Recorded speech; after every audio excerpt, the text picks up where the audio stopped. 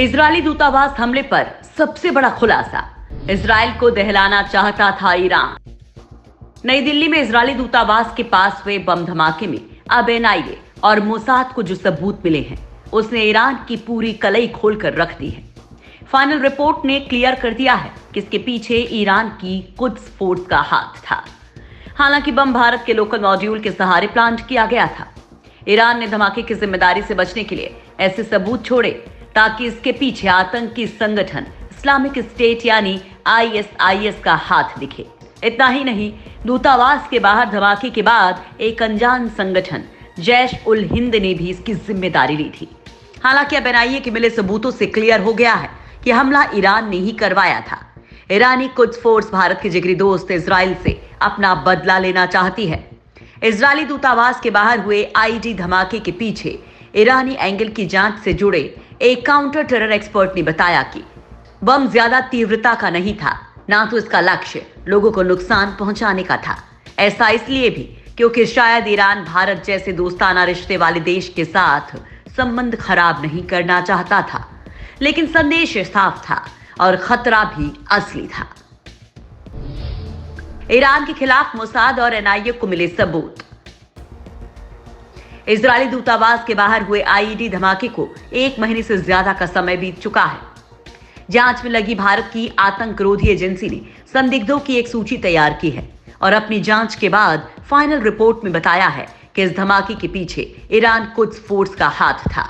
इस आशय की एक रिपोर्ट अंग्रेजी अखबार हिंदुस्तान टाइम्स में भी प्रकाशित की गई है, जिसमें पहचान जाहिर न करने की शर्त पर एक काउंटर टेरर एक्सपर्ट ने बताया है कि ईरान भारत जैसे दोस्ताना रिश्ते वाले देश के साथ संबंध खराब नहीं करना चाहता था, लेकिन संदेश साफ था और खतरा भी असली था।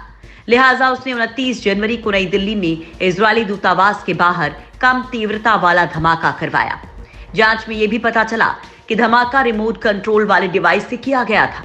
हालांकि अभी तक ये नहीं पता लगा है कि ये क्रूड बम था या फिर कुछ और। बम को लेकर फॉरेंसिक लैब की रिपोर्ट अभी आनी बाकी है। जांच एजेंसियों का मानना है कि धमाके के लिए इस्तेमाल किया गया उपकरण या तो इलेक्ट्रिक डिटोनेटर के साथ अमोनियम नाइट्रेट फ्यूल एक्सप्लोसिव था या फिर पीईटीएन था।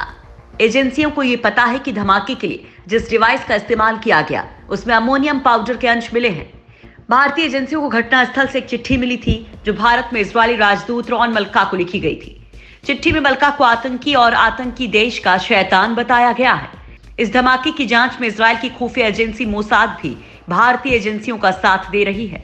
घटनास्थल से मिली चिट्ठी की जांच के बाद पता लगा है कि इसे लेके जाने का अंदाज चिट्ठी में लिखे गए नामों की स्पेलिंग से ये साफ है कि किसी ईरानी ने इसे लिखा है। संभवतः ये चिट्ठी किसी एजेंट द्वारा पहुंचाई गई है। ईरानी कुद्स फोर्स ने क्यों रची साजिश? ईरान कुद्स फोर्स के जनरल कासिम सुलेमानी और अबू मेहंदी अल मुहंदिस की कुछ वक्त पहले हत्या कर दी गई थी। इसमें मोसाद का हाथ बताया जा रहा है और इसी बात का बदला लेने के लिए ईरान ने यह हमला करवाया। ईरान के कुद्स फोर्स के कमांडर जनरल कासिम सुलेमानी की 3 जनवरी को बगदाद में अमेरिका एयर स्ट्राइक में मौत हो गई। सुलेमानी ईरान के टॉप मिलिट्री कमांडर्स में से एक थे और सुप्रीम लीडर के बेहद करीबी माने जाते थे। बगदाद एयरपोर्ट पर अमेरिकी हवाई हमले में सुलेमानी के साथ कताइब हिजबुल्लाह के कमांडर अबू मेहंदी अल मुहांदिस की भी मौत हो गई। सुलेमानी जिस कुद्स फोर्स के प्रमुख थे वो ईरान के रिवोल्यूशनरी गार्ड्स कॉर्प्स की एक ब्रांच है। इस फोर्स का काम ईरान से बाहर चल रहे मिलिट्री मिशन को संभालना होता है। ईरान में कुद्स फोर्स 1980 में वजूद में आई थी, जब ईरान इराक युद्ध हो रहा था। इसे मुस्लिम जमीन की रिहाई के लिए बनाया गया था। इसका नाम का अरबी मतलब जेरूसलम फोर्स था, जिसका काम अपरंपरागत युद्ध और ईरान के विदेशी मिशन को अंजाम देना था। ईरान इराक युद्ध में सद्दाम हुसैन के खिलाफ कुर्दों को खड़ा करने से लेकर लेबनान में हिजबुल्लाह और सीरिया में बशर अल असद को मजबूत करने का काम कुद्स फोर्स बखूबी करती आई है।